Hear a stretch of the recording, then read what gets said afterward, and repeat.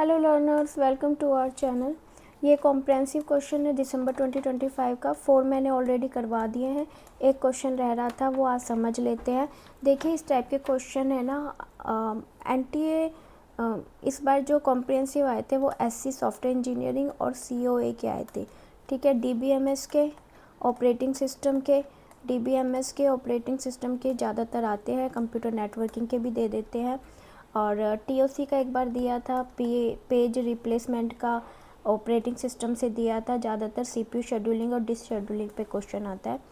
और एक page replacement पर भी आया था ऑपरेटिंग सिस्टम का कॉम्प्रिहेंसिव क्वेश्चन, तो ये नोट कर लेना। मैं इसकी पोस्ट कर दूँगी फ़ोटो, मैंने बना रखा है एक चार्ट सा। तो चलिए क्वेश्चन स्टार्ट करते हैं। एक system transfer data block of इतना बाइट्स विद आईओ प्रोग्राम। देखो यहाँ पे ना सीपीयू का जो काम होता है, एक तो प्रोग्राम आईओ पर काम करता है। यहाँ पे जो सीपीयू काम करता है वो बाइट टू बाइट काम करता है। ठीक है, बाइट टू बाइट काम करता है, तो यहाँ पे ज़्यादातर वो बिजी रहता है। लेकिन जब डीएमए में काम करता है, एक तो हो गया प्रोग्राम आईओ पे काम करना और एक होता है डीएमए पे काम करना। तो जब डीएमए पे काम करता है तो सीपीयू का काम होता है ओनली इनिशियलाइज कर देना, किसको, डीएमए, मतलब एक तरीके से स्टार्ट कर देना, किसको, डीएमए कंट्रोलर को। उसके बाद जो डेटा ट्रांसफ़र का काम होता है वो डीएमए कंट्रोलर का ही काम होता है। ठीक है, उसके बाद सीपीयू फ्री तो नहीं रहता, पर वो अदर काम करता है, अदर टास्क को कंप्लीट करता है। इस तरीके से सीपीयू काम करता है। लेकिन प्रोग्राम आईओ पे जब सीपीयू काम करता है तो वो कंप्लीट बिजी रहता है। ठीक है, तो अब इतनी बात समझ आई। तो यहाँ पे दो चीज़ें हैं, एक प्रोग्राम आईओ का क्वेश्चन है और एक डीएमए की क्वेश्चन है। अब यहाँ पे आगे चलते हैं और कॉम्प्रिहेंसिव को रीड करते हैं। इतनी बात समझ आ गई तो अब वो कह रहे हैं सीपीयू साइकिल, ये प्रोग्राम आईओ के लिए 6 सीपीयू साइकिल की लगी है। अब वो कह रहे हैं डायरेक्ट मेमोरी एक्सेस डीएमए, जो इसका ब्लॉक ट्रांसफ़र टेक्स इतना साइकिल, यानी ये सीपीयू की साइकिल टाइम नहीं है, सीपीयू की साइकिल टाइम नहीं है। ये किसका टाइम है? डेटा ट्रांसफ़र कौन करता है? डेटा जब ट्रांसफ़र होता है तो उसकी जो साइकिल लगती है, डीएमए कंट्रोलर के थ्रू जो साइकिल लग रही है डेटा को ट्रांसफ़र करने की, वो इतनी साइकिल लग रही है। ठीक है, लेकिन जब यहाँ पे हम आगे बात करते हैं सीपीयू सेटअप ओवरहेड ऑफ इतना साइकिल, यानी यहाँ पे क्या हुआ, सीपीयू ने क्या किया है, स्टार्टअप किया है, इनिशियलाइज़ किया है, किसको, डीएमए को। उसमें जितना साइकिल लगा है, जितना टाइम लगा है, वो 200 साइकिल लगा है। क्लियर? एक सीपीयू क्लॉक कितना है? एक सीपीयू क्लॉक कितना है? 1 गीगाहर्ट्ज़, मतलब 10 की पावर 9। क्लियर? तो अब इसको हमें कैसे काम करना है, इन्होंने क्वेश्चन का आंसर पूछा माइक्रो सेकंड में, माइक्रो सेकंड में। क्लियर? अब हम इसे सॉल्व करते हैं। इतनी बात समझ आ गई तो चलो सॉल्व करते हैं।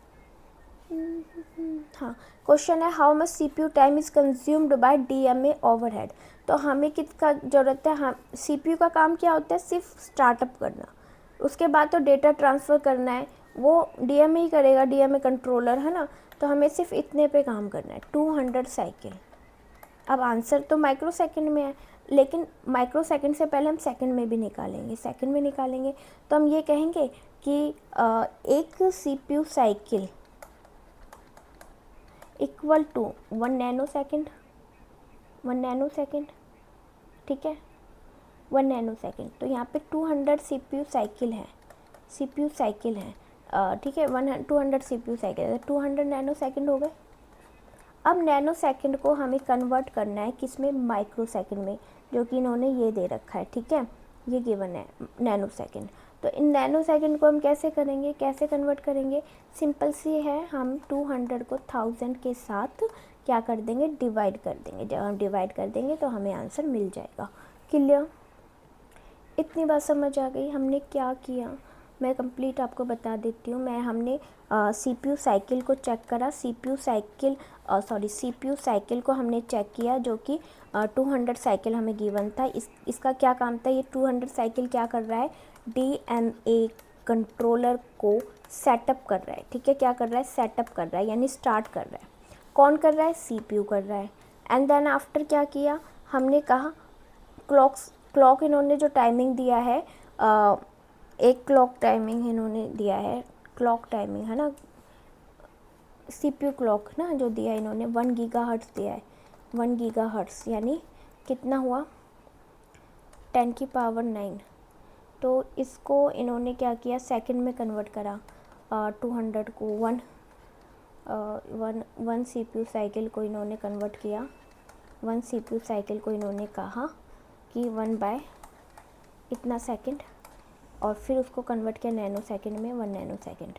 ठीक है, अब इन्होंने क्या कहा 200 नैनो सेकंड है, अब 1 नैनो सेकंड को इन्होंने कन्वर्ट किया, किस में कन्वर्ट किया, माइक्रो सेकंड में, माइक्रो सेकंड में।